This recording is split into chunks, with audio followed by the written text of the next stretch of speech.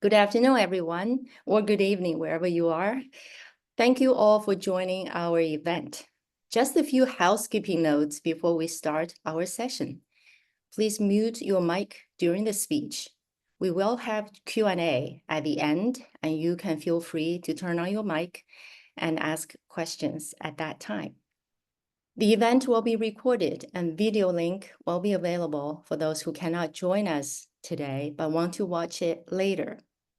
Simultaneous interpretation will be provided by second-year conference interpretation and translation and interpretation graduate students at Middlebury Institute of International Studies at Monterey. So please feel free to click on the interpretation feature on your screen and select your language of choice. Our guest speaker today is Dr. Zhang Hughes. Zhang completed a PhD in artificial intelligence before embarking on a career in visual effects. He worked on several Academy Awards-winning movies, such as Frozen, and Avatar, The Way of Water, and Big Hero 6, currently providing expertise on a NASA project investigating ways to communicate with alien intelligence. Zhang is my neighbor. Our kids go to the same high school. I met him at a gathering and was mesmerized by his amazing background, spanning a wide range of fields from training artificial intelligence to movie visual effects and messaging aliens intelligence. In fact, John had to get pre-approval from Caltech regarding part of his speech today. I will stop right here and leave it to you, to your imagination about what kind of work he does. Let John take you for a mind-boggling ride with behind-the-scenes clips. So buckle up and enjoy the ride. The topic of John's speech today is communicating with automations, audiences, and aliens. Without further ado, John, the floor is yours. Wow, thank you for that fantastic introduction. That set the scene really well. I would say the primary focus of the presentation today is about communicating with aliens, and I came appropriately armed with a backdrop of a weird alien landscape. But as you covered, I will also talk about my PhD and my visual effects career in movies. Because I found them actually helping a great deal with the topic of communicating with aliens.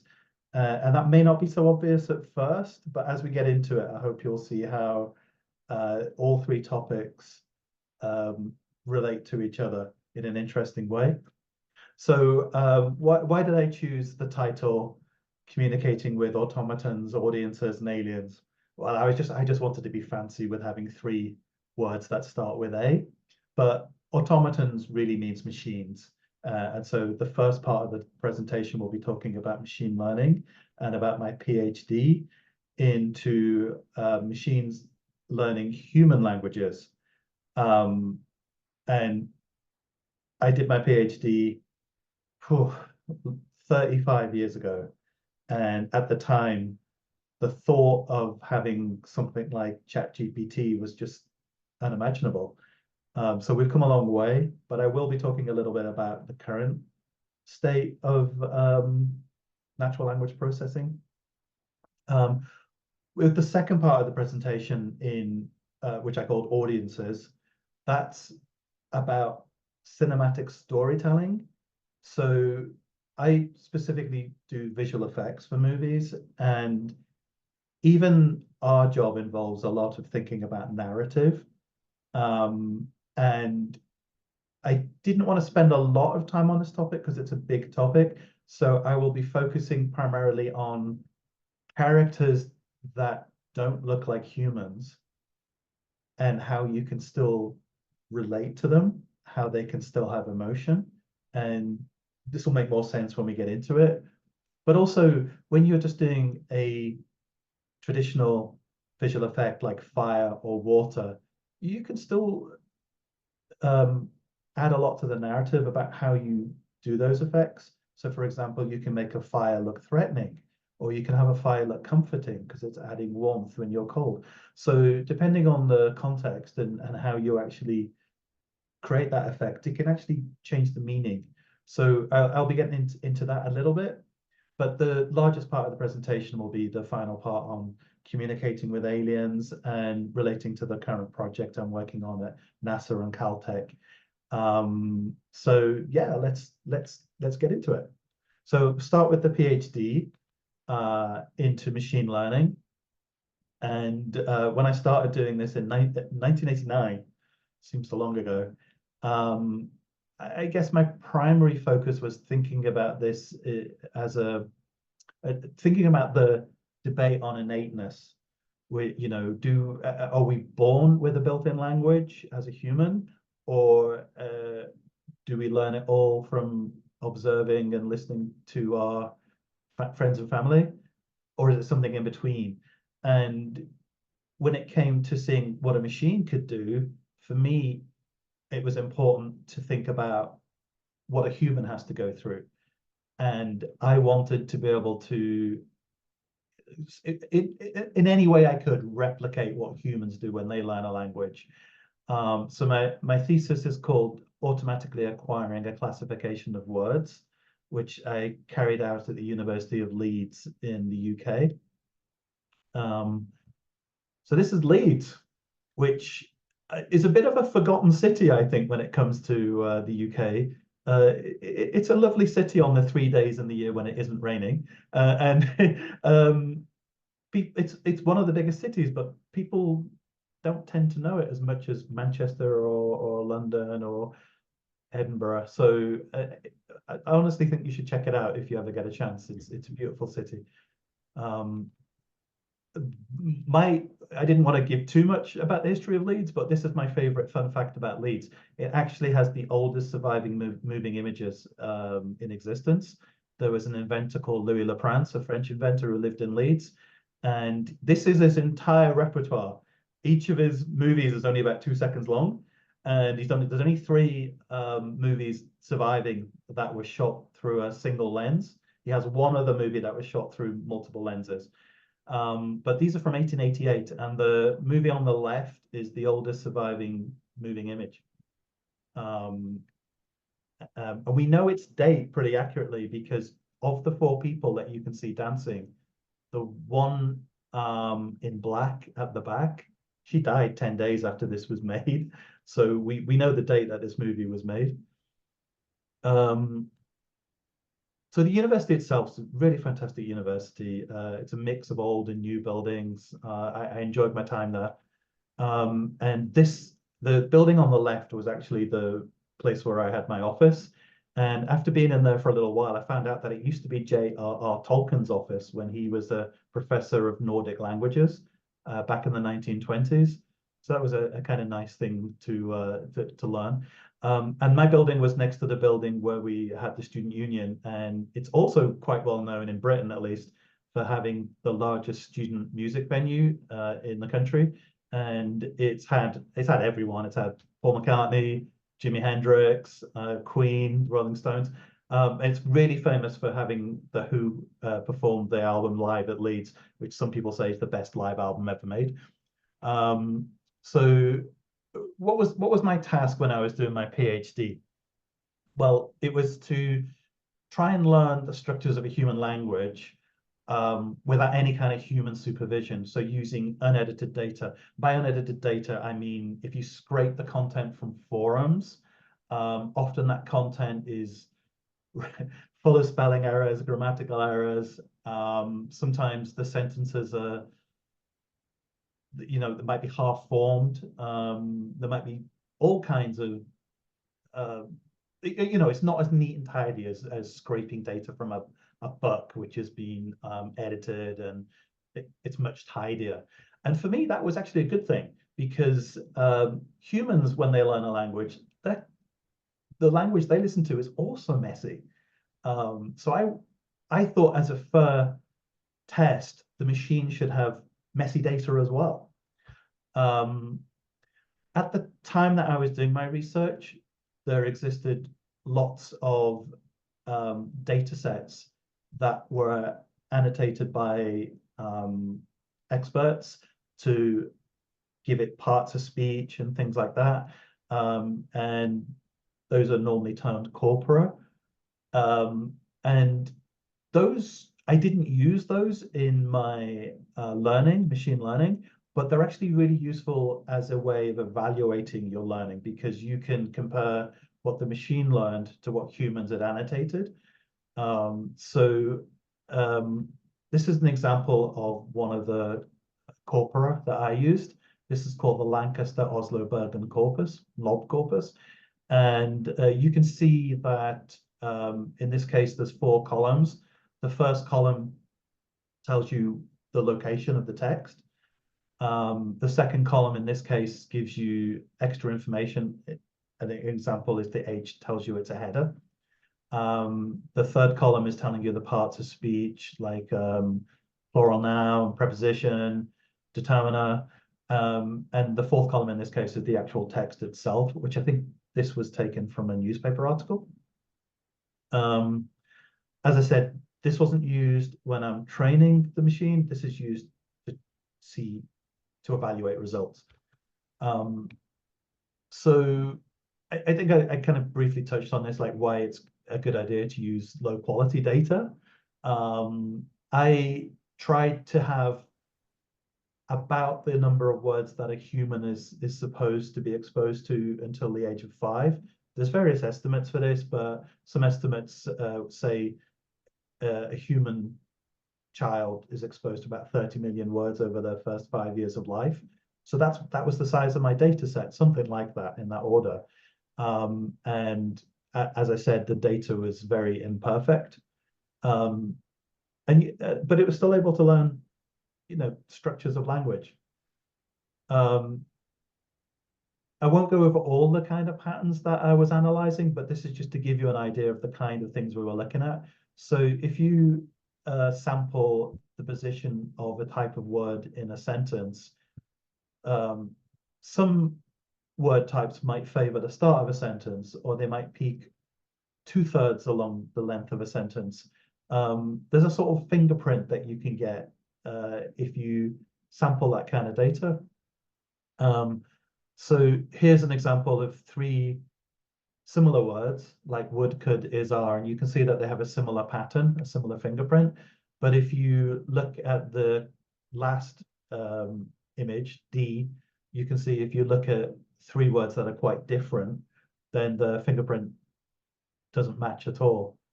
Another pattern is to look at word pairs. So which words go with other words? And a good example here is adjectives commonly appear before nouns in English. But as you can see, the pattern that you get, it's another kind of fingerprint for each type of word is different. So if you can analyze these patterns in language, you can start to learn structures.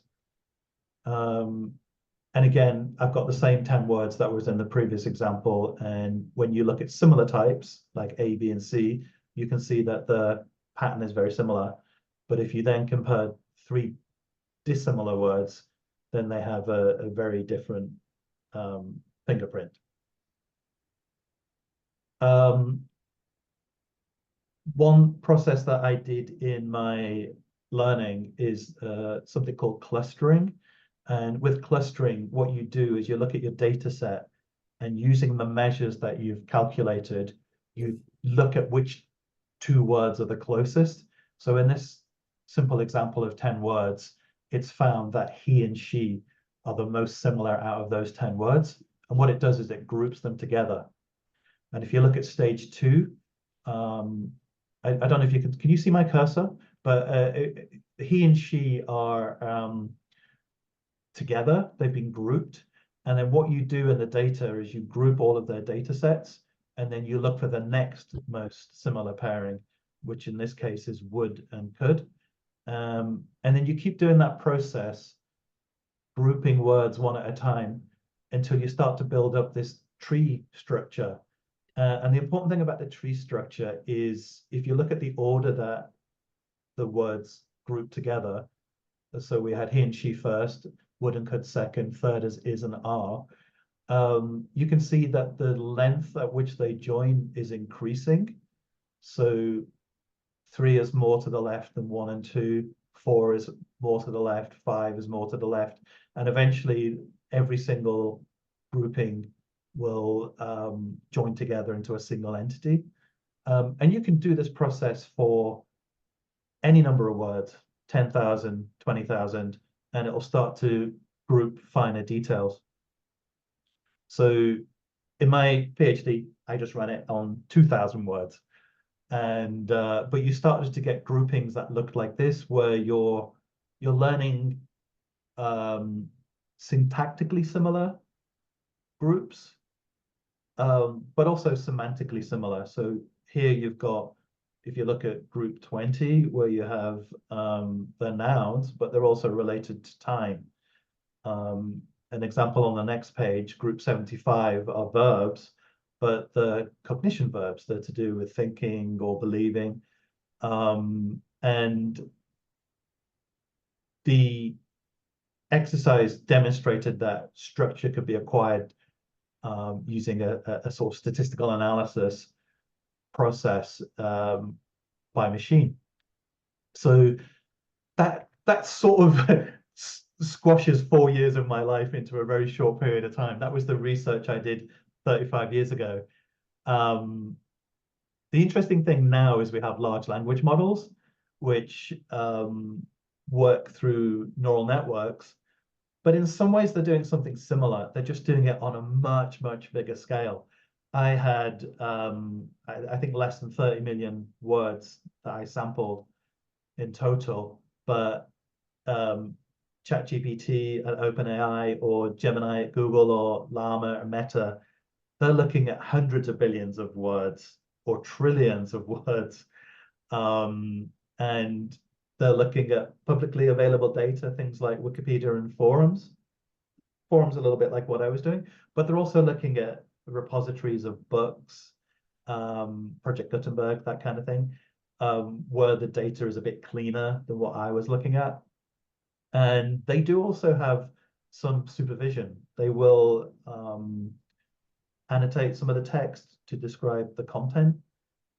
It kind of nudges the learning model in a certain direction. It's also important for the large language models that they're very careful about the ethics of what they're learning. So they try to remove obscene content or racist content, anything that might be too controversial. The thing at the bottom there, the transformer architecture, that was the key piece of technical innovation that allowed large language models that we have today, and also provides for things like AI generation of images and video. And the transformer architecture, that paper was published in 2017, so it's very recent. And it's if you ever get the time, if anyone's interested in the technology, it's very interesting to read what they came up with. I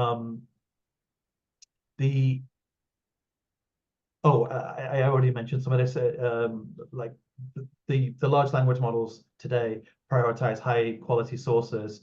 Another thing that they like to do is politically, they like to look at diversification. So they don't want to have one particular point of view. So they make an effort to look for a balanced set of opinions. And they do sometimes use some annotation to guide ethics. They also score the results of the machine learning process. They have a term for it, RLHF, reinforcement learning from human feedback. So humans will interact with the system and will point out when it's not working properly. So today, large language models use something called embeddings. Whenever you provide a prompt to ChatGPT, or when you're using a system like Midjourney to generate images, you have a prompt. And the prompts, in a way, are very similar to the way the clustering work that I showed you earlier. It's just that they're measuring a lot more data sets. And the really interesting thing, it's very complicated, the transformer architecture, but the one part that I will tell you is the transformer architecture allows you to build relationships between words that are very far apart in a prompt or in a sentence. So if you think of a sentence like, the man walked down the dark street and he turned around the corner and then he opened his jacket to pull out a gun. The words man and gun are quite far apart in that sentence, but actually they're very, very important to relate together. And the transformer architecture allows you to do this. And that is encoded in something called embeddings. And it's different to what I was doing in my PhD. I didn't know way back then how important it was to capture, because I was looking at words that were occurring together. But actually, it turns out that you need to be able to also look at words that are far apart. So I actually wanted to show you guys an example of this. So I created a prompt with ChatGPT, and the prompt is a black cat wearing a hat, sitting in a leather recliner chair by a warm fire. The scene is cozy with detailed textures of the chair and the flickering firelight illuminating the room.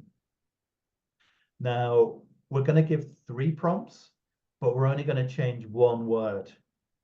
And the important thing to notice is in the second example, we're changing the word hat to something very semantically similar. So hat and cap are very closely related, I guess you could say, in terms of meaning. The third example, we're going to replace the word hat with smile, which grammatically fits in that sentence just fine, but semantically it's very different. And let's have a look at the resulting images and what that does. By the way, I ran this experiment just one time and I loved the result, so I just went with what it came back with. So there's the result. The first one is the prompt with the word hat, second one cap, and the third one smile. Now, you can see that the point of view is different in the second image. We're not looking at the chair in the same position. In fact, it's more similar to the third image. But I would argue that the first 2 images are very similar in tone. The hat is different, and it's created the right type of hat, so it's understood the prompt. But I would look at those 2 images and feel the same way about them in terms of how I understand that image tonally. But the third image is different, isn't it? It's more cartoony. I guess a cat with a smile is like a toy or like an animated movie. So the tone is different. Now we only changed 1 word, so it's not massively different. It still feels in the same world as the other 2 images, but you can see how the semantic difference in the word smile has affected the way that the tone of the overall image. I'll be talking about tone later when we come back to communicating with aliens. So this is an example about how you can mathematically model an image and you can capture something as finely detailed as this tonal element, which I think is hugely important. And then just to emphasize the point, I created a sort of fake clustering diagram, like I showed you earlier. And you can see that the words hat, cap, beret, and beanie are all grouped together. Whereas emotion words like grimace, frown, grin, and smile would also be grouped closely together. But the 2 groups themselves are grouped quite far apart. which is why you get that difference in tone in the image. So that's it. That's the first part of my presentation on my PhD into language learning, human language learning. The key things that I wanted to get across from that is syntax and semantics can be modeled mathematically. Machines can learn aspects of human language. Modern day large language models use very sophisticated mathematical models and huge data sets, including advanced neural networks, to learn, very sophisticated models of language. And there are similar methods to use to translate between languages. So my conjecture is mathematical abstraction and large language models make it easier to communicate would make it easier to communicate if we encounter an intelligent non-human species. It would also make you think about the kind of data we might send out to aliens, because they might be able to build their own models. So we want to provide, if we look at how we've trained models, we might want to provide some other data sets. But I'll come back to this when we talk about communicating with aliens. So the second part of my presentation is about cinema language and how visual effects can enhance a movie's narrative. This will be pretty short, and I'll be showing some movies to explain the process. And there'll be a focus on inorganic characters. And what I mean by an inorganic character is either we're talking about a realistic visual effect like water or fire, or we're talking about a character that doesn't look like a human. We're actually going to concentrate on the movie Moana, which has the ocean as a character, and it still looks like water, but it's able to communicate its feelings. The point of this is like, what conclusions can we make by looking at communicating with inorganic characters? Because if we send a message to aliens, we don't know anything about how they look. We don't know what senses they have. So the more abstract we can be, the less likely we are to be misunderstood. So I think we can learn a lot. So just to give you a quick overview of my movie making experience, I've worked for companies like Pixar, Weta, who did Lord of the Rings, Disney Animation, DreamWorks. And I was lucky enough that when I worked for Disney, I studied storytelling. They have really good courses on, how to write screenplays. And I also, when I was at DreamWorks, I directed a short film. That was a lot of fun. And I directed it at DreamWorks, actually within in the building, which I think I was the very first person to do that. And I have a movie that I wrote that is going to be shooting next year.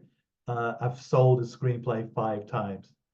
And I added this because I added this extra slide just a few minutes before the presentation. This is the movie that's going to be being made next year. There's some scenes from the movie. The whole movie's not in red. This is just from the pitch pack where we're using a color. I guess, again, it's tonal, is to show that it's scary. And there's some pictures of the people behind the movie, the director, producer, and writers. I'm the guy with the glasses on his head. And the co-writer, Jeff, he's already won an Oscar for writing a movie and a BAFTA, so he's showing off with his trophies there.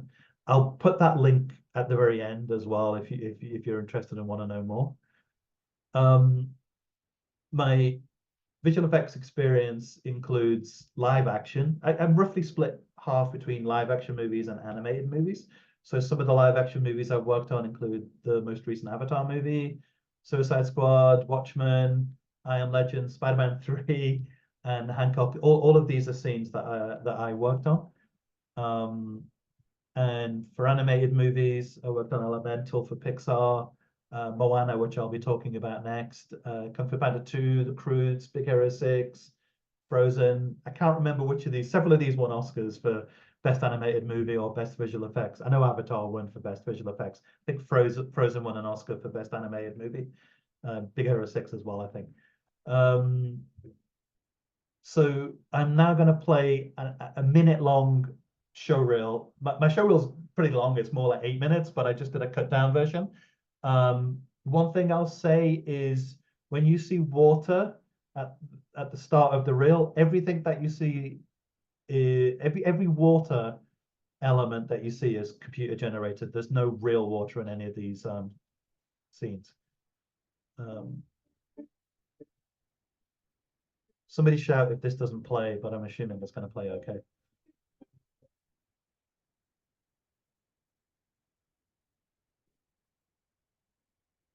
The Chinese movie I worked on.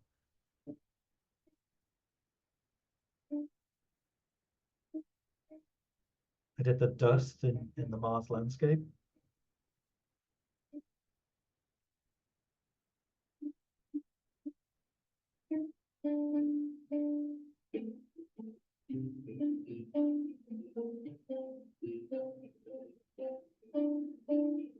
This is what we call destruction in effects, where you're smashing things up.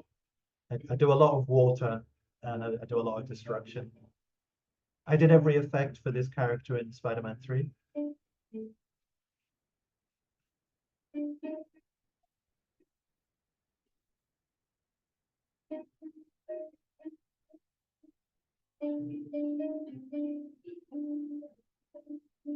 So that's just a quick look at some of the work I've done over the last 20 years. So I'm going to actually show you another movie, which is a sequence in Moana, when Moana, as a little girl, first interacts with the ocean.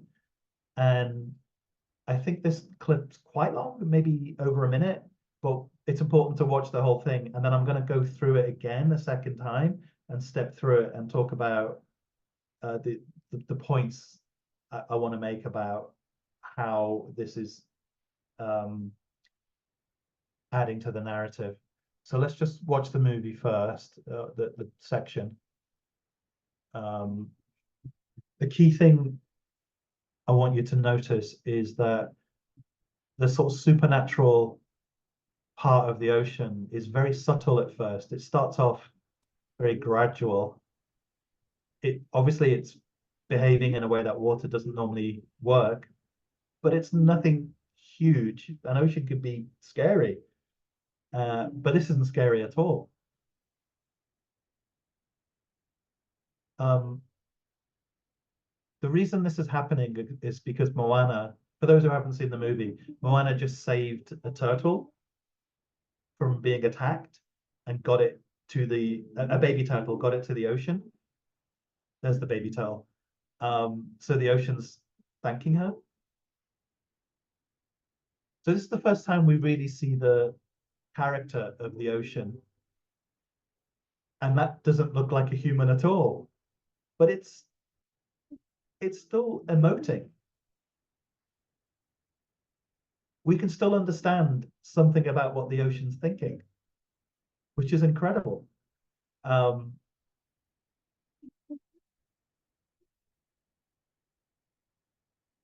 the ocean's interacting with Moana. Moana's interacting with the ocean.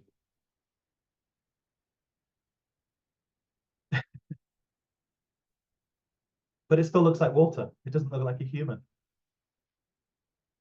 All right. So thank you for watching that sequence. I'm going to step through it again pretty quickly, but I just want to point out what I understand is happening narratively. So the very first inkling we get that something unusual is happening with the ocean is a very subtle, sort of almost magical shimmering of water, foam maybe, that shimmers across the top of the surface. It's very subtle. which is important because we don't want the ocean to feel threatening. We want Moana to be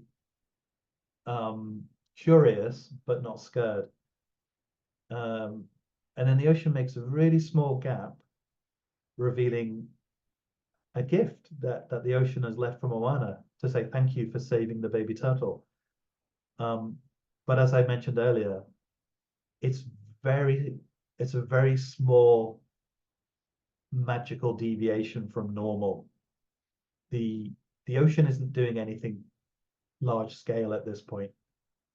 And as you go through the sequence, you'll see that it increases in scale step by step.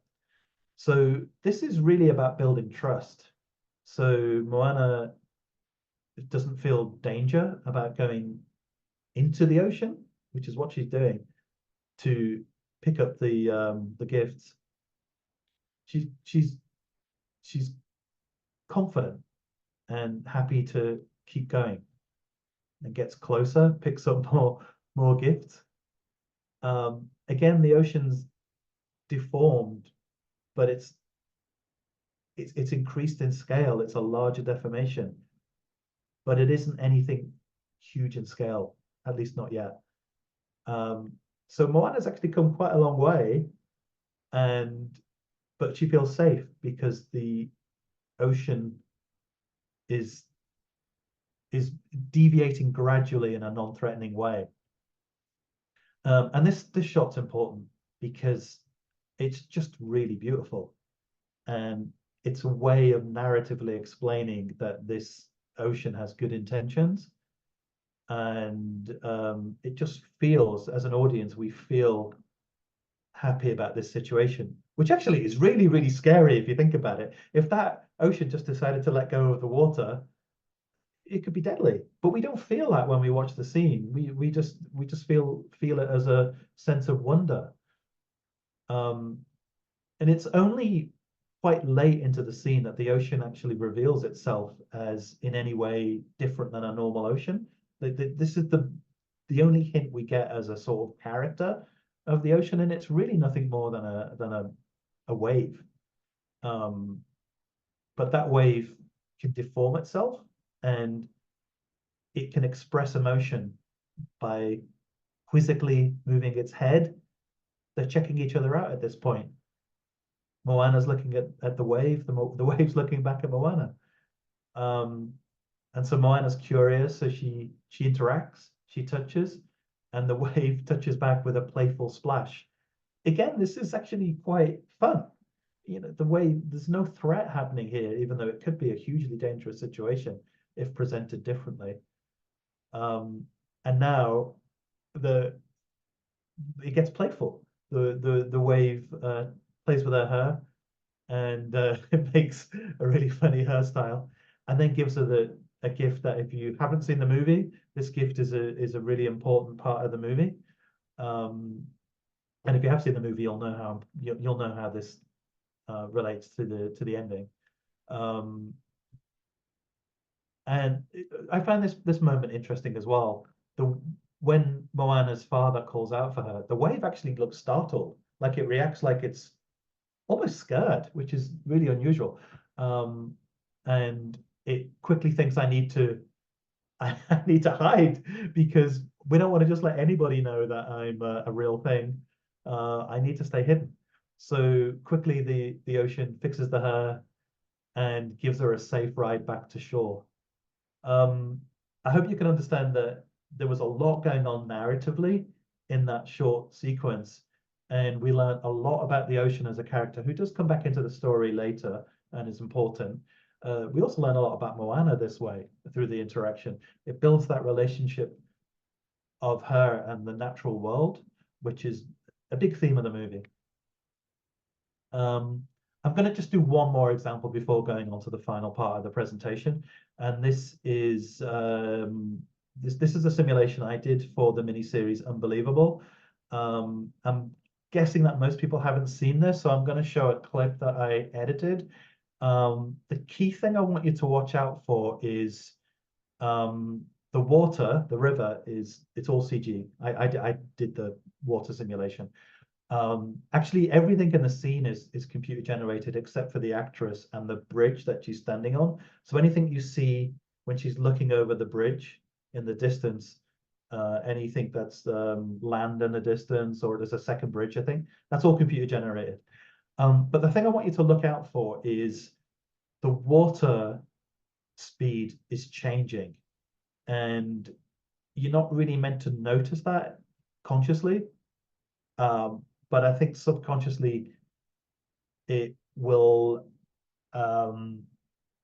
make you feel more scared, because she's just to set up the scene, she's actually thinking of throwing herself off the bridge because she's so distressed and depressed that she's thinking of taking her life. So she's going through this massive turmoil, and the flow of the river is actually reflecting that, and the speed is changing as she's getting closer and closer to jumping, and then she backs off, and you'll see that the water slows down a little bit. It's very, very subtle, but hopefully you can see this.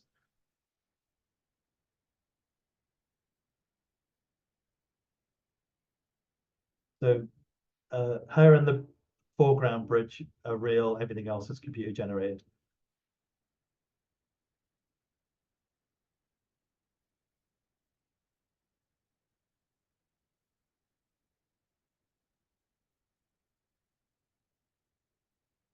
And this sequence actually plays out across two episodes, the end of one and the start of another. I edited them together um, into one sequence, but hopefully you can see, or at least get a sense that there's a speed change in that water. We want you to feel something. We want you to feel slightly, it's getting scarier, just by tweaking the simulation. So it's not just the simulation that is setting the tone in this effect. We're also using very dark lighting. We want you to feel that Marie, the character, is very, very overwhelmed and very despondent, and is struggling with the decision about whether to jump or not. And then at the end, you know, when she's kind of startled out of the moment by the sound of the motorbike, she decides to climb back over. So that's everything for part two. That was I guess that was the short and sweet part of the presentation. Just the key thing I want you to take away from that part with movie narrative and visual effects is that abstraction can still be a useful way to express things, and can actually, when we're thinking about talking with aliens, can be useful, because we don't know what they look like, we don't know anything about what the conventions are. So if we can kind of pare it back to the most abstract form, if you think about the ocean character, still being able to communicate mainly by actions rather than words or sign language, that could be a useful lesson to learn. So I think subtlety can be useful, and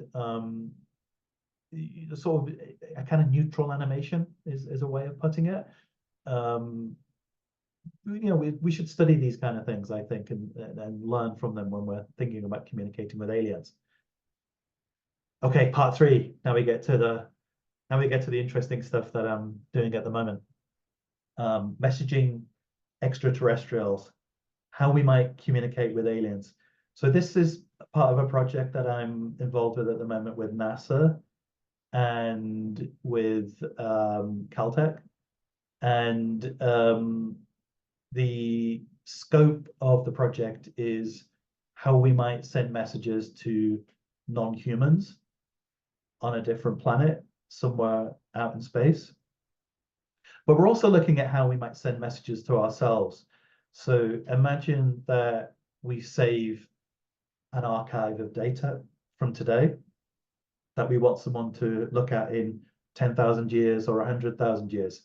Well, if you look at the way languages evolve over time, if you go back 2,000 years, we can't speak those languages, not without considerable effort to learn the languages at the time. You know, we have to learn Aramaic or Latin. So if we leave a message to the future, there's no guarantee that people will be speaking English or any other language that's available today.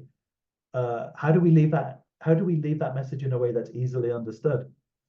And if you want to get really advanced, there's technologies being developed at the moment that can store data for potentially millions of years. And if you go far enough into the future, it's even possible that there might be a different intelligent life form on Earth. Maybe we've had our chance and we've failed, and we'll have something else will come along and they'll dig up this archive. We want them. They're just basically effectively like aliens because we don't know anything about what kind of sensors they have. So although the focus on this presentation is going to be talking about communicating with aliens, it's also a little bit about communicating with our future selves or possibly another sentient life form on Earth. So it's like, how do we go about doing this? What lessons can we learn? I do want to point one thing out though, because a common question that we get is, should we even be doing this? Should we be sending out messages into space? Well, the thing is, we already are. Like, whether we want to or not, we've been leaking messages into space for 100 years because radio signals and TV signals, they go out into the atmosphere and they travel at the speed of light. So we're already like a beacon that's announcing our presence.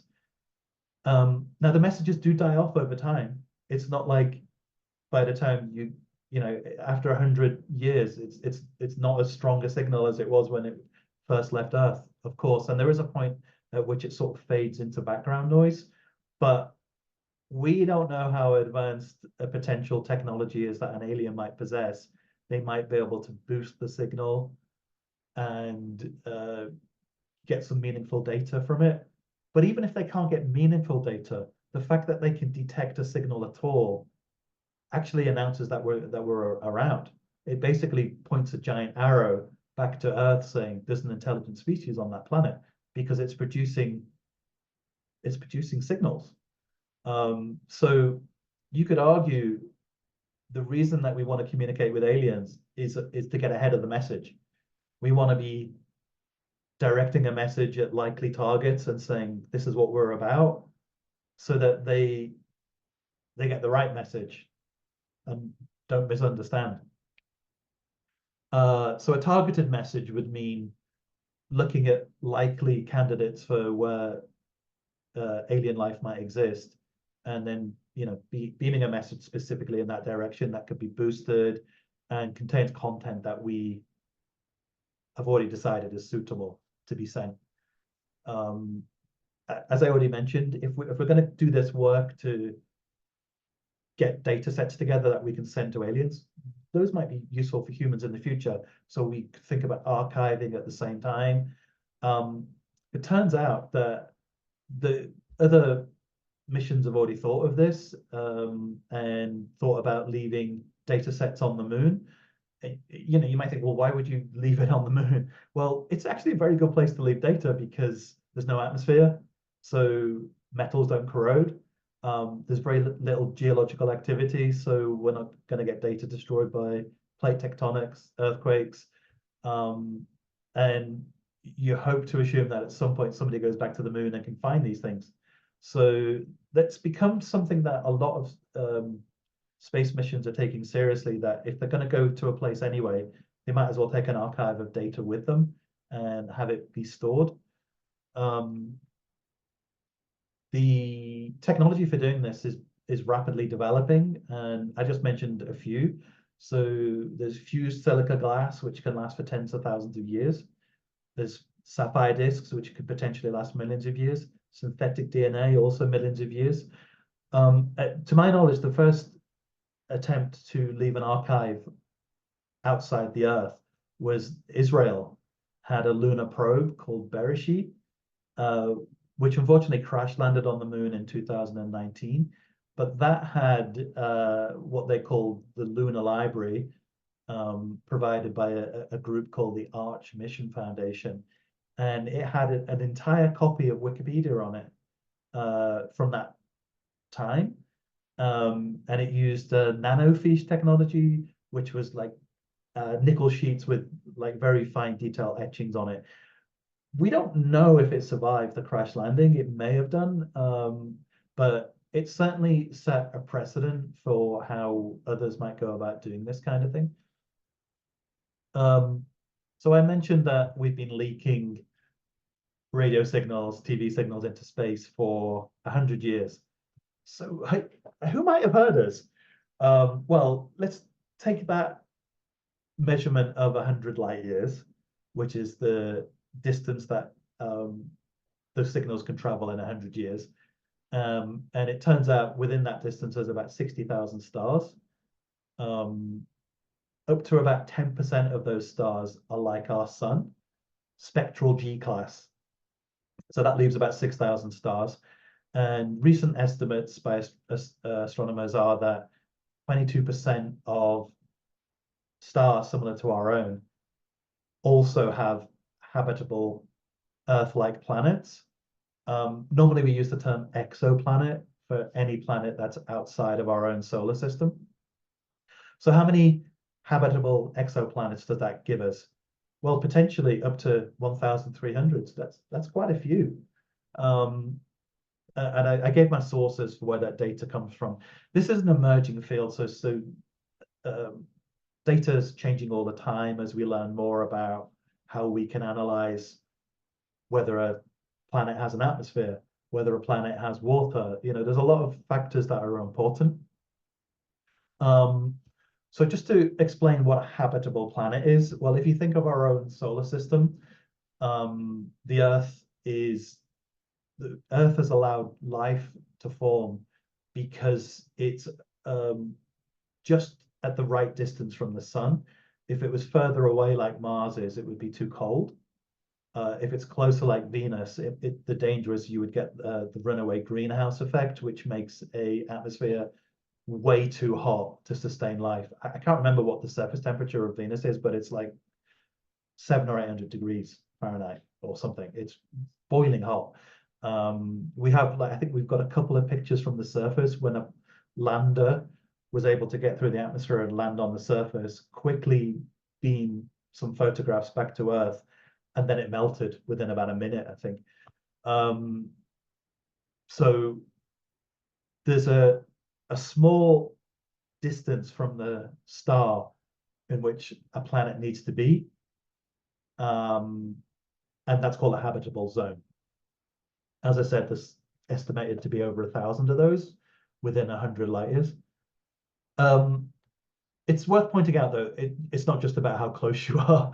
There's a load of factors that we think are important about what's needed for life. So some obvious ones are water needs to be there. There needs to be a breathable atmosphere.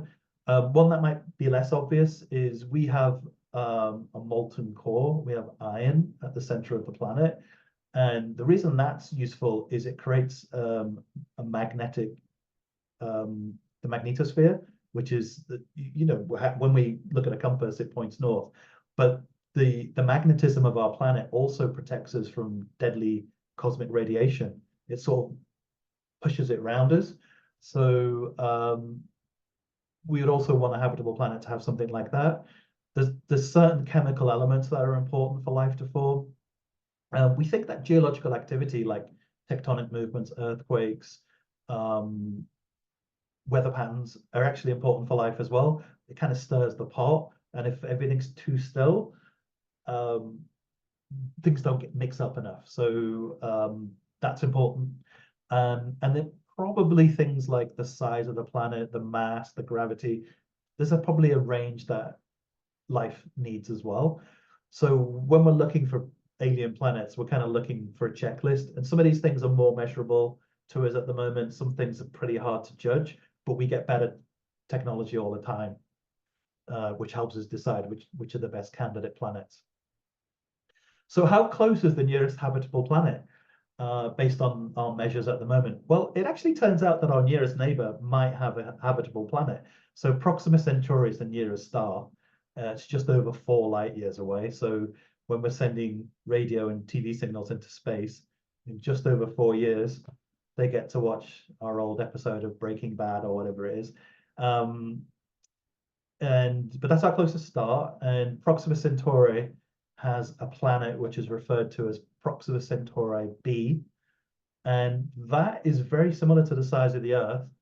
It's in the star's habitable zone, so there's a decent chance. Unfortunately, though, what Proxima Centauri b has going against it is its star isn't really like our star. It's much smaller. In fact, it's actually closer to the size of the Earth. We call those stars red dwarfs, and it means that the habitable zone is much closer to the star to get the same warmth that's needed for life. And the reason that's a problem is, like, our sun sometimes has solar flares. It shoots off these really powerful, I guess you could think of them like really large flames. And because we're so far away from the sun, it usually doesn't really cause us any problems, other than maybe sometimes it knocks out electronics. Sometimes it's good because we get to see the northern lights, when there's a big plasma burst in our direction. But if you're on Proxima Centauri b, you're so close to the sun, or their sun, Proxima Centauri, that a solar flare can cause a lot more harm. In fact, it could probably split. It's so damaging it could wipe away your atmosphere, and then you've had it. So we think Proxima Centauri b probably isn't a good candidate, but it might be. It depends on the stability of the star. So we're monitoring it.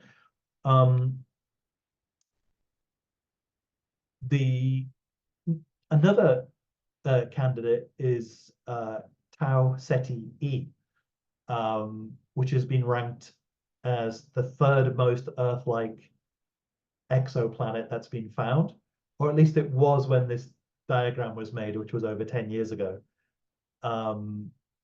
Here it's ranked as the third most likely.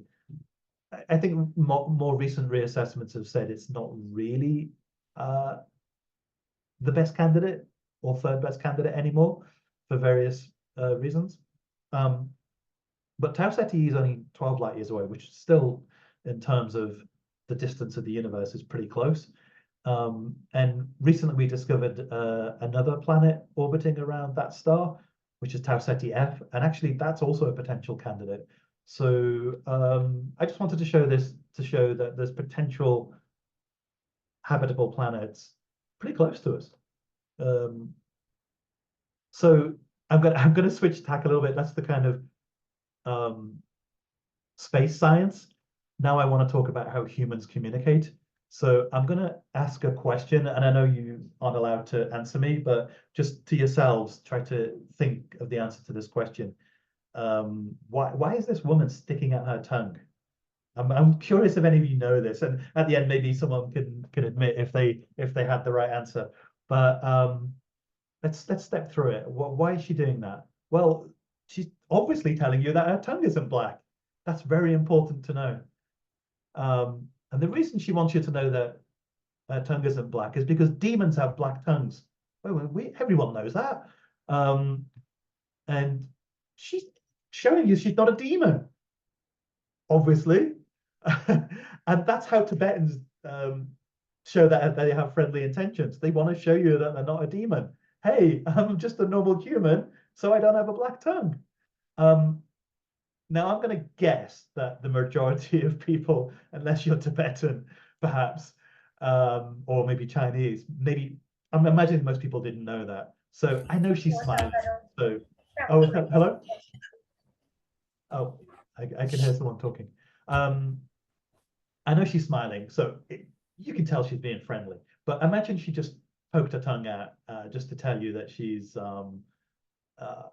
has friendly intentions. It's something that's particular to that culture that isn't understood outside of Tibet or parts of China. And actually, if you really think about it, in most places, or at least in the West or where I grew up, if you stick your tongue out at someone, it's actually seen as a bad gesture. When I grew up in the UK, poking your tongue at someone was usually seen as very rude and not very friendly. But the point I'm making here is, even as humans, we don't always understand human gestures. So how do we expect an alien to understand us? You might think, well, we just send a picture of us smiling. Everybody knows a smile is friendly, but we don't know if an alien interprets that as friendly. Maybe we don't even know if they have mouths. We don't know if they have faces. We don't know anything about them. But even if they do have something resembling our face, a smile might be seen as a threat, because we're, for this creature, turning the corners of the mouth up is the way that they demonstrate threatening behavior. So we have to be very, very careful about our choice of images that we would send.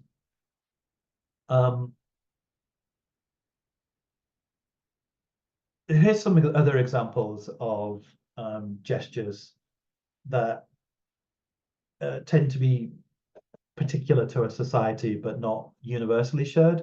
So some of these are better known than others. So bowing in Japan, most people would recognize that, but it's not something you would perform yourself necessarily. Indians do the namaste gesture. That's Prince Charles, by the way, or King Charles now, meeting a Maori in New Zealand, where they press noses together as a greeting. The bottom left one is the Mongolian open palm Zolgok. I've actually had this done to me because I've been to Mongolia and I had no idea what I was supposed to do. You kind of grab the elbows and they give you this blue scarf, and do I take it? Do I give it back? Do I grab your elbows? Very confusing. So as I mentioned, even if you're familiar with the greeting to some extent, doesn't mean you necessarily know how to do it. If you go to Japan and someone bows to you, do you bow back? How low do you go? Do you go first? Do you go second? Human interactions can be complicated, and I'm emphasizing the point that we can't take them for granted if we want to communicate with aliens. What can go wrong if we get it? I don't know if anyone's seen the movie Mars Attacks. I've edited together a quick clip, but this is a bit of fun. But like, imagine the message not being understood by the aliens.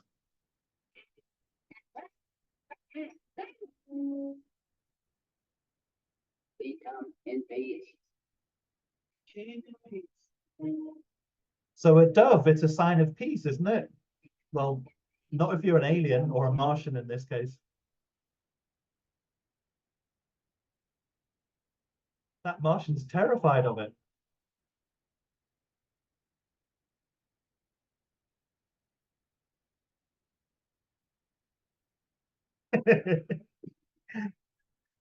Yeah, that didn't play out as intended, did it? Notice that the humans came with tanks, though. It's like they were ready. I mean, how friendly are you if you come with tanks? But anyway, the message is that our human conventions might not be interpreted the same way. So we have to think as abstractly as possible. So yeah, we want to be understood by a recipient who might not know anything of our culture. Well, it won't know anything of our culture or languages, won't know anything about the conventions we use to communicate. It might have a vastly different morphology to us. It might not have the same number of legs. It might not have the same senses. It might see, but it might not see on the same spectrum. If we send images that are all on the color spectrum that we see, that might not match the way that the alien sees. So this is a hard task. How do we send messages that are clear, neutral, and unambiguous? You may know that we actually have tried this before. There were two space probes launched in the 1970s that have actually left the solar system now, called the Voyager probes. And they had golden discs etched to a plate that was on the side of the craft.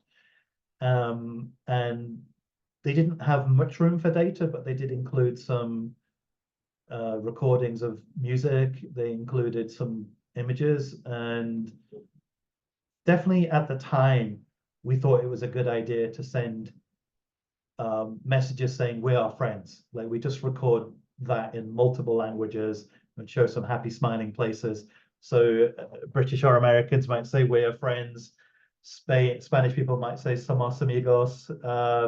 I'm really apology to anyone who speaks Swahili, but I'm going to try saying we are friends in Swahili. Kenyo Enkashumi. And in China, you would say woman shi pengyo. Again, apologies to the Chinese people. But this was attempted before, but I'm personally not a big fan of this because there's no context here. For the reasons I described earlier, even the smiles might not necessarily mean anything. And I think when you're communicating, you need to be telling a story. There needs to be some action happening. And it's hard to know what's going on in these pictures, I think. When are we sending a message of friendship? We have got people together, but if you look at these 4 pictures, all of the people that are together look the same. Does that mean those people don't like the people who don't look like them? I mean, you can send a bad message unintentionally. So I think when we're thinking about what kind of message to send, we need to be thinking more like how we tell stories. So there's a classic thing that you get taught. It's like the first thing you learn when you're learning how to write for movies, and that's show, don't tell. So if you can actually remove some dialogue and replace it with something visual, usually that's going to work better. At the very least, have a visual support for some dialogue so that the worst thing in a screenplay is when the characters stop talking about things that happened off screen, and they're sort of filling in the backstory, and that's fine if you can get it over with quickly. But sometimes there are movies that the backstory goes on forever and it gets a bit boring. It's much better to show it, and I think you understand it better if you show it as well. So how do we go about sending images that are telling a kind of story? I think we want to keep the message simple and clear. I think we want to show that friendship is about being helpful in some way. I think you need to show interactions, not just have people staring at the camera. It has to have a narrative. This is kind of an aside, but I do think on one level, it is actually useful to send the same message in multiple different languages. I'm imagining you guys as translators are familiar with the Rosetta Stone, but if you're not, it was a tablet that was found, and it had the same message 3 times. It had a message written in Greek, which was known, but it also had the same message written in 2 forms of Egyptian, Demotic and hieroglyphic, which were very poorly understood at the time. And this was fantastic for language experts because they had a translation that they could just look up the Greek, and they're like, well, this is what it says in Demotic. So they were able to learn Demotic, and they were able to learn better understanding of hieroglyphics by having this. It's essentially a corpus. When I was doing my PhD research, we would call this a parallel annotated corpus. It's a corpus with multiple languages, or sometimes it's one language that's been annotated in lots of different ways. And that allows you to learn some machine translation techniques. And my thinking is, if you have this kind of data, that would be useful to send out to aliens, because then they can build their own models to learn, perhaps some simple language models. And I kind of think this was a lost opportunity. I think Voyager should have done more of this. So here's some examples of, I think, better pictures that I think show friendship. I think these are better than just waving at the camera and saying we are friends. The first image, you can see that someone's helping someone. There's someone who's higher up. There's someone who wants to get higher up. I think this is pretty readable, even if if you're an alien who'd never seen a human before. I think you would understand that that's one human helping another human. It's hard to find images that work like this, to be honest. So I tried to find some more, and I think the other images are increasingly more difficult to understand what's going on. So in the second image, you have someone who's helping someone in a dangerous situation. It's a bit hard to read that there's another human in there, but you know, I think there's a chance that you could understand this. Maybe there's a better example of an image that shows someone being helped in danger. The third image shows two children sharing a resource. Again, there might be a better way to tell that message. And then the final example I've given is you know, one person helping someone with a disability. I think that's the hardest to read, to be honest. And part of the reason I'm talking to you all today is I'm actually going to invite you all, if you want to participate in the project, and if you have any images that you think do better than I've done, that tell a story of friendship or tell us a bit about human culture. If you do want to contribute to the project, I'll put a link at the very end so that you can get more information. And yeah, we're looking for images. So you can have your images sent out into space, or left on the moon, or left in an archive for people to find in 1,000 years or longer, which I think is an exciting possibility. Another thing that I think is important with images is having a through line. So I think a great example of that is the Olympic torch, because the Olympic torch is always present in the images, and also it's passed from one person to another. So you can have a sequence of images that shows one person having the flame, and then the next person running with it, and then he hands that over to a third person. You get an idea of continuity and something being shared between images. I think it's a mistake to always think of just sending an isolated image. I think it's useful to think sometimes in terms of sequences of images. Sometimes it might be useful to have the same person in the image, because that makes a connection between sets of images. I chose this lady here, who's Louisa Yu, because she's one of the few people who've been to every planet. Sorry, every country on the planet, I'm trying to say. So she has like pictures in herself in every culture. And I think it would be good to have some kind of symbol that we can use to show a link between our cultures. We want to show how we're connected, not how we're separated. So this is my first attempt at guessing something. Again, I invite you guys if you can think of something better. But I thought, what if we take a picture of people all around the world, and every time we take a picture, we stick a little flag in the country that they're in. So we start off with an empty globe, and hopefully we make it obvious that that's our planet. And then as we take more and more pictures, we put in a little flag to show that there's a change in destination.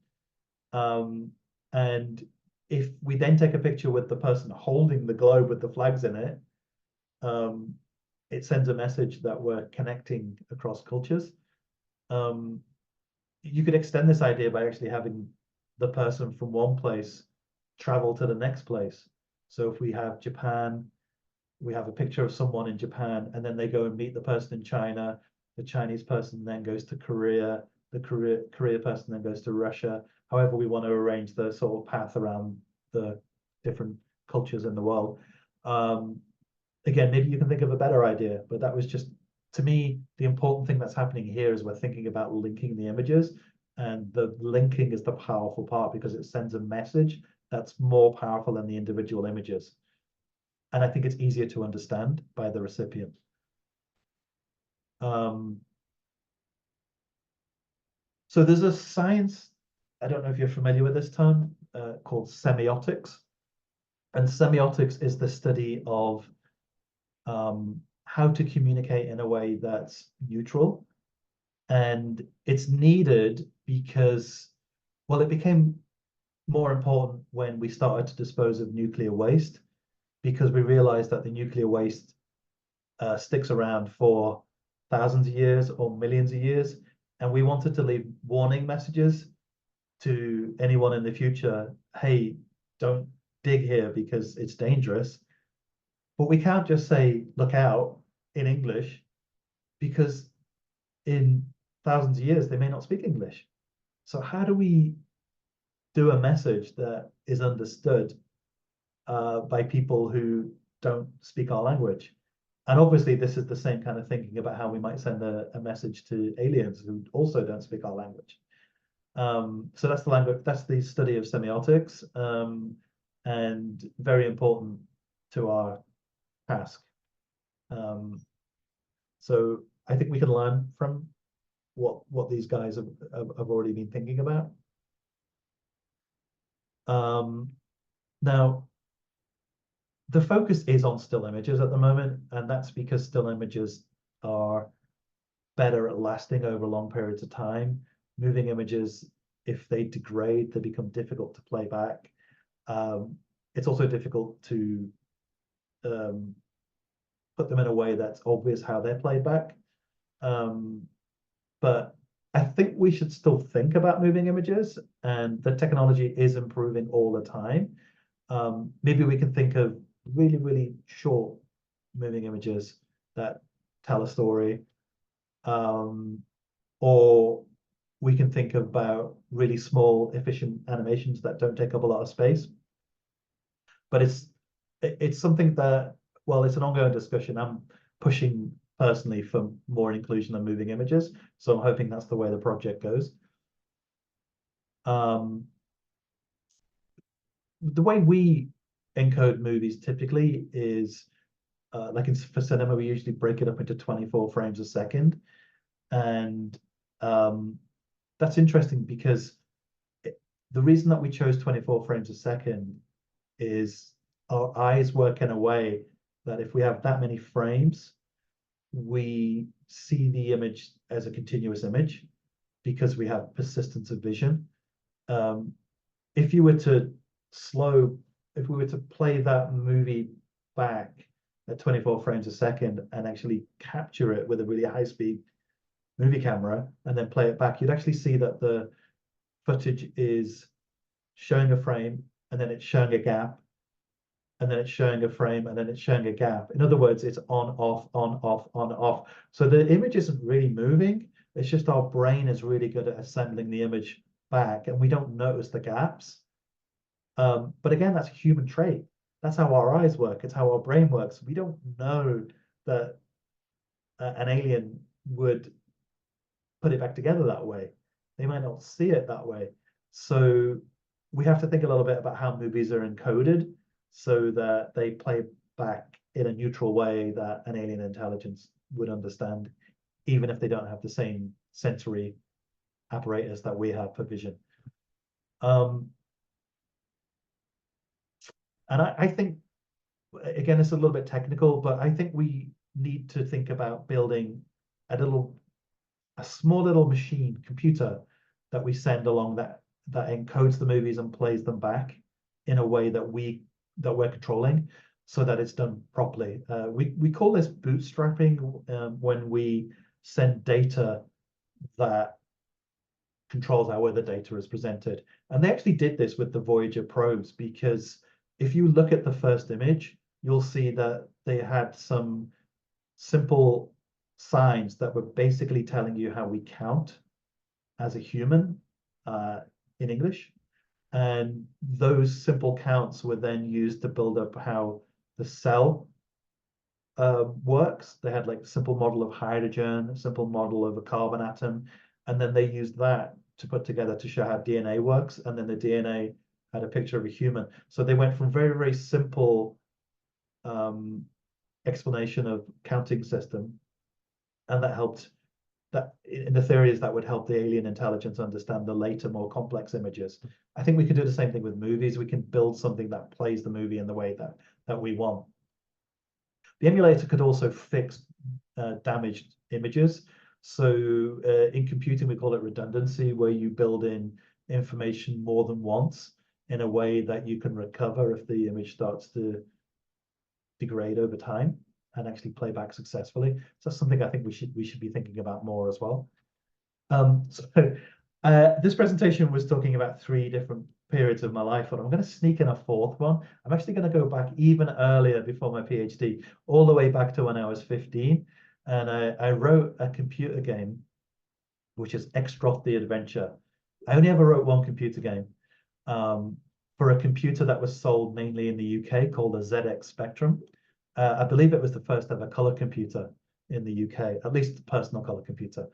And it had an operating system that had BASIC, which was a simple programming language. And when I bought a computer, we didn't have computer lessons, we didn't have YouTube. I taught myself how to program, and I wrote this adventure game as a way of learning how to program. I guess I'm like that alien trying to work out how this thing works. And I actually managed to sell it. Back then, a single person could write a computer game, even when they were 15 years old and absolutely clueless. I was able to convince someone to sell my game and actually made some money.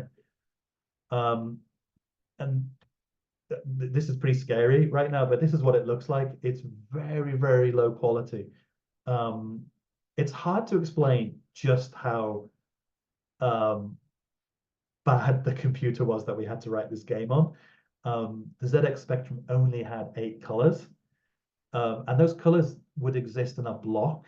So if you look at that picture where you have like those blue cups and black cups and red books, the reason they're like that is because you can't mix colors. Like in a certain area, you can't have blue and red. It was really crude, the graphics, but you could do graphics. It was in color. This was huge.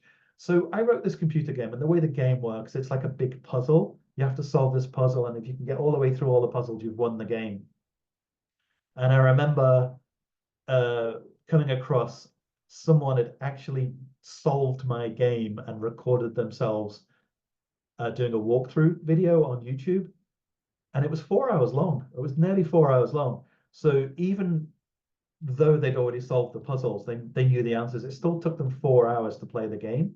Now, the reason I'm telling you all of this is that the size of the game was just 48 kilobytes, and the operating system, the Spectrum computer, was just 16 kilobytes. So that's a total of 64 kilobytes.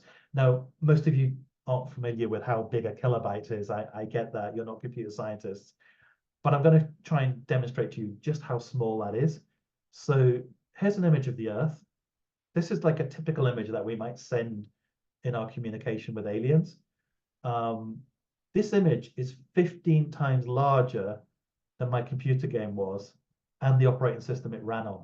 And just to put that into even better perspective, I've actually scaled down the image. So you have the smallest one is the operating system size. It's absolutely tiny. The second one is the size of the game, and the third one is if you add them both together.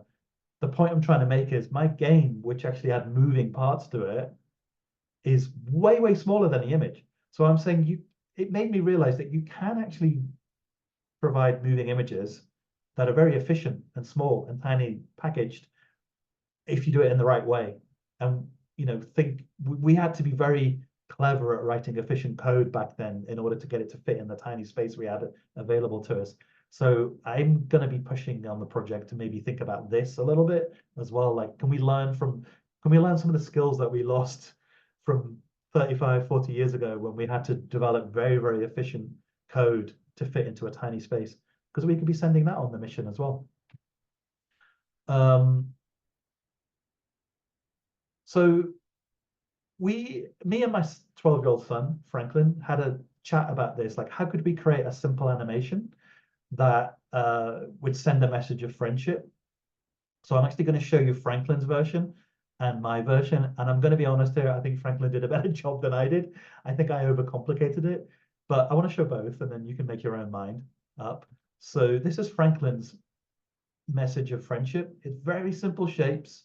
And the key thing you can see is that well, there's a lot going on here, more than you might think. First of all, it's a exchange of equals. The square and the circle take up roughly the same size. They approach each other at the same time. They exchange at the same time. And you can see that they're exchanging a smaller version of themselves. This is how we expressed friendship in as neutral a way as possible.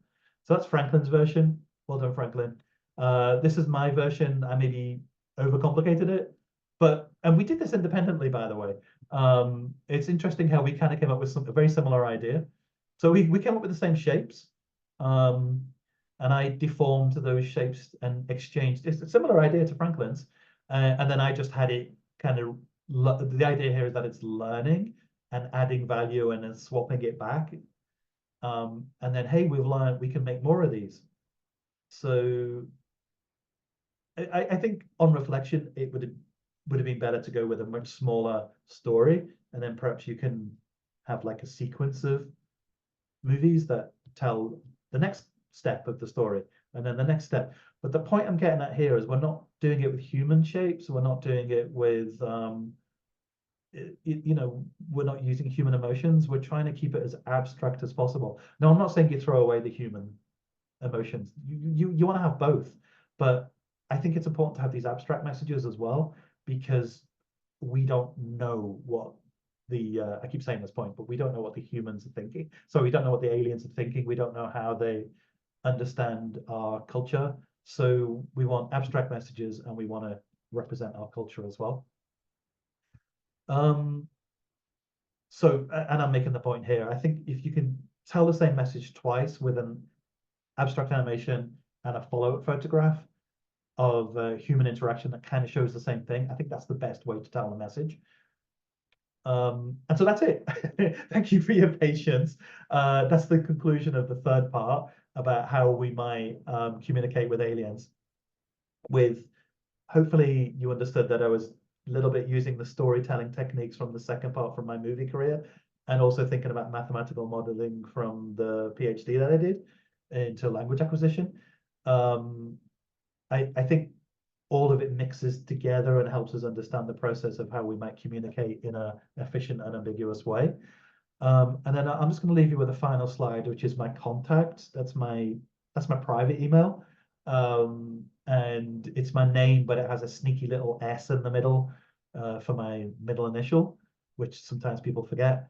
So John S. Hughes at outlook.com. And there's a few things if you're interested in finding out more about the movie that I showed a brief slide of. I can send you details of that. There's a link there if you want to have a look at we've got a trailer that you can look at. If you've got any questions, I know we're going to have time for questions now, but if you think of a question later, I'd be absolutely delighted to answer it. You can send me whatever. But also, as I mentioned, final most important part is we're just starting seeking contributions from people. So if you really do want to, if you think you have an image that tells a story, a friendship, in my case, I'm particularly looking at things that convey human emotion or human creativity. If you can think of something, let me know. We have submission guidelines which tell you about how big the image should be, and there's not a lot of rules, but I didn't want to put them here. I'd rather you contact me and then I'd send them to you so you make sure you get it all correct. So I'd be very happy to let you know, and you might be the first to get chosen, because I think we're going to start choosing images in the summer next year, but we're just starting to collect images now. I just want to say that for me, it's particularly important that we get images from as many different cultures as possible, from as many different points of view, from as many different walks of life. So if you do happen to come from, well, anywhere really, but if you do happen to come from somewhere that doesn't normally get represented in this kind of thing, that's all the more reason to get in touch, because normally with this kind of thing, it just ends up being the richest nations that get represented, and I think that's not right. I want to represent all human culture. So if you think you have an idea, please let me know. All right, thank you so much for your patience, everyone, and for listening to my explanation, and I hope you enjoyed it. All right. Well, thank you so much, John. We didn't know that coming to this presentation today, that we're in for such a treat. I have to say that this is the most animated speaker speech that I have hosted in the past 3 years for the TFE speaker series event. What a treat. We've seen some behind the scenes, and then your explanation of like why those scenes, water scenes are done in Moana. I'm going to see Moana 2 actually this weekend. So that helps a lot understanding. Yeah. maybe you'll think about it a little bit differently when you're watching. Absolutely, absolutely. And especially your third part of your presentation today about, communicating with aliens. My biggest takeaway is we have to be open-minded. We don't know if they have the same senses, have the same language. Right. But I'm so appreciative that you explained such complex topics in English. That's helping us Yeah. to understand it It is better. complex, right? So yeah, we are running a little over time, but I'm pretty sure there are questions. So let's have three. Just unmute yourself if you have questions. Just ask away your questions, please. And by all means, send me something if you think of it later in email. Yes, you Be could happy to always respond. email Dr. Hughes and then if you have more questions. So anyone? Okay, I probably, if you don't want to unmute yourself, you could also drop your questions in the chat box. I see some coming in now. Okay. Okay, I got one here. Okay, what is the most frequent used tool of movie visual effects? Oh, so there's I use a tool called Houdini, which is used by, so the visual effects is broken down into multiple disciplines. So you have people called lighters, who are a bit like people on a stage who provide the light sources and make everything look really pretty. You have people called compositors who put the images together. You have modelers, you have the animators, and they all use different software. In the visual effects world, I'm known as a visual effects artist. So that's someone who does fire and water, like you saw on my show reel. And we use something called Houdini primarily. That's become the main tool. It's extremely complicated and difficult to use. And even now, I've been using it for 20 years. There's whole parts of it I know not that well, and other parts I know well. It's usually don't come across someone who knows all of it. It's such a huge, enormous tool. But there's different tools in different disciplines. So there's Nuke for compositing. It's kind of difficult to answer the question because there's lots of different disciplines. But that's a question that if you do want to know more, and you're thinking about a particular, maybe you're thinking about getting into it, you can send me an email and I'll send you some more information about it. Thank you, John. Here's another one. I remember when Pixar first started, resolutions in animation were easier to notice, like the animation of the Pixar lamp or Sully's individually animated fur in Monsters, Inc. What do you Yeah. think the next biggest achievement in VFX or animation will be?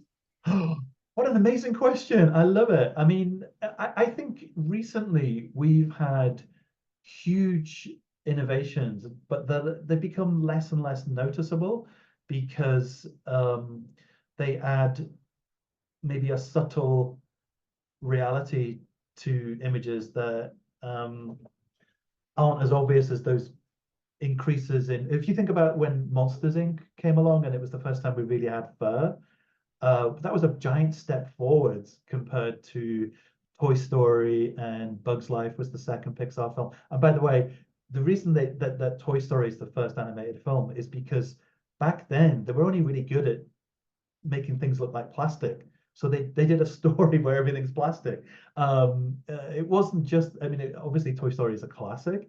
I think at some point, I don't know this, but I hope at some point they remake it using modern technology, because it's such a great story. It has a charm in itself when you look at the original version, but it kind of looks crude now. So I just give you an example of something that's fairly recent. If you get a flashlight and shine it through your fingers look kind of pink, and you can almost see like your bones inside, and you can shine it through your ears and you can kind of see this reddish glow through your ears. We call that subsurface scattering. And if you add that to an animation, it looks more real, but your average movie audience probably doesn't know why it looks more real. They don't really consciously spot that change. And it's technically quite difficult to do compared to some other innovations in the early days of computer animation. But every single step like that makes it look more realistic. But audiences, they might feel it looks better, but they don't really know why. So I think we're at that stage now, and these kind of innovations are happening all the time. The big thing at the moment is artificial intelligence, and we'll see how that will contribute. I think actually in some ways we'll actually get a drop in quality for a while, because maybe producers will see it as a cost saving measure before they see it as a quality measure. So you might actually see a bit of a drop in quality, at least in some productions. But I think eventually we'll climb out of that little dip, and we'll see improvements. But yeah, it's a great question. I can't think of anything off the top of my head right now, but there's research into computer graphics happening all the time in terms of it's like modeling what's realistic.